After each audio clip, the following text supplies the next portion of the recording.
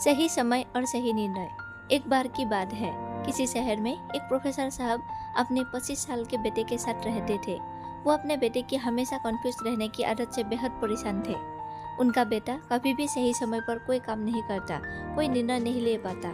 इस वजह से कई बार उसकी नौकरी छूटती, लेकिन उसे ये बात समझ ही नहीं आती थी कि जीवन में सही निर्णय कब लिया जाए। प्रोफेसर साहब हमेशा उससे कहा करते, यदि समय पर निर्णय नहीं लोगे तो तुम्हें नुकसान उठाना पड़ेगा। लेकिन बेटे की कान पर जू नहीं रेंगती। एक दिन प्रोफेसर साहब को एक युक्ति सूझी। उन्होंने अपने बेटे को अपने लैब में बुलाया। बेटा वहाँ पहुँचा तो उसने देखा कि प्रोफेसर साहब ने एक मेंढक मंगवा रखा है। उन्होंने चूल्हे पर एक पतीले में पानी सराया और उसे उबलने दिया। पानी जब पूरा उबल गया तो उन्होंने मेंढक को उस पानी में डाल दिया। मेंढक को जैसे ही पानी गर्म लगा तो उसने तुरंत छलांग लगाई और खोलते पानी से बाहर आ गया। बेटे को कुछ समझ नहीं आया कि ये क्या हो रहा है। प्रोफेसर साहब ने बेटे को बैठने और वहाँ जो भी कुछ हो रहा है देखते रहने का इशारा किया।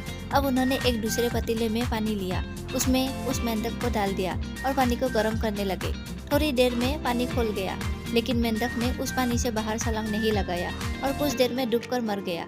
बेटे को यह सब देखकर आश्चर्य हुआ। अब प्रोफेसर साहब ने उससे पूछा, बेटे अब जरा बताओ कि पहले मेंढक ने बाहर छलांग लगा दी, लेकिन अब वो मर गया, इसका क्या कारण है? बेटा कुछ समझ नहीं पाया। प्रोफेसर साहब ने कहा, पहले जब मेंढक को खोलते पानी में डाला गया तो उसे पानी के गर्म होने का एहसास हो गया और उसने छलांग लगा दी।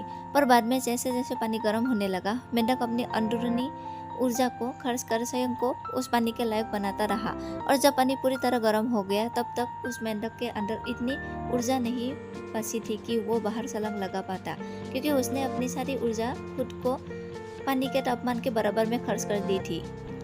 यदि पानी के गर्म होने के शुरुआत में वो मेंढक सही निर्णय लेकर छलांग लगा देता तो उसकी ये गति नहीं होती। इसलिए जीवन में सही समय पर आकलन कर सही निर्णय लेना बेहद आवश्यक है। पिता की बात सुनकर बेटे की आंखों में चमक आ गई, मानो उसे जीवन को देखने का एक नया नजरिया मिल गया हो। धन्यवाद।